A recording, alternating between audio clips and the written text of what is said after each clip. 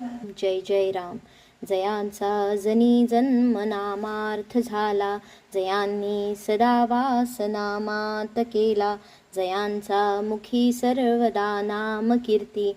नमस्कार त्या ब्रह्म चैतन्य मूर्ती. श्री गुरुकृपा. श्री तुकाराम जन्म. मराठवाड्यामध्ये नांदेडपासून बऱ्याच अंतरावर आणि आगगाडीपासून बरेच आत येहळेगाव नावाचे एक लहानसे गाव आहे. तेथे काशीनाथ पंथ नावाचा एक यजुर्वेदी देशस्थ ब्राह्मण राहत असे. हा एक मोठा तपस्वीच होता.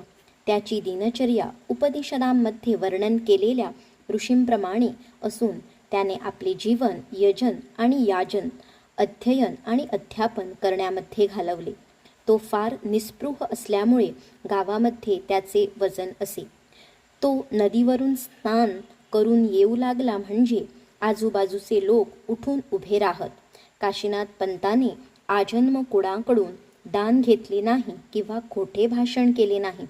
स्वतःची जी जमीन होती त्यावर त्याचा उदरनिर्वाह उत्तम होत होता. तो नुसता कर्मठ ब्राह्मण नव्हता.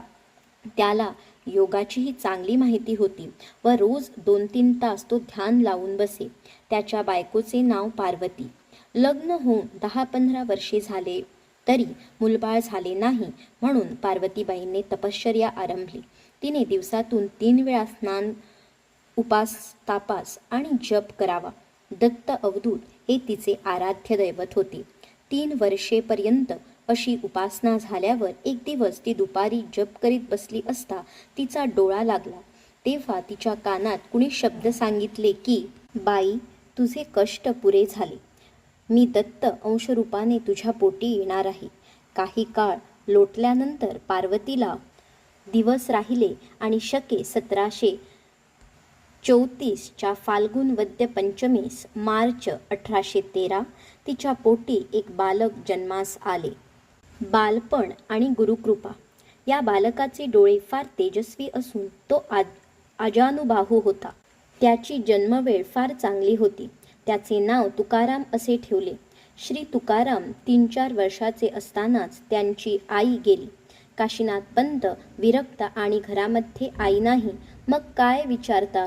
श्री तुकाराम दिवसभर खेळात असायचे. कुठेतरी खावे, कुठेतरी प्यावे, रात्री पडायला घरी यावे, असा त्यांचा दिवस जाई. एकदा सर्व मुले दुपारी नदीवर खेळायला गेली. नदीला पाणी थोडेच होते. सर्व मुले नदीच्या पात्रांमध्ये वाळूत खड्डे खणून त्यात लपून बसण्याचा खेळ खेळत होती. श्री तुकारामांनी मोठा खड्डा केला होता. इतक्यात नदीला अचानक पाणी आले. बाकीची सर्व मुले पळून गेली, पण श्री तुकाराम मात्र आपल्या खड्ड्यामध्ये बसून राहिले.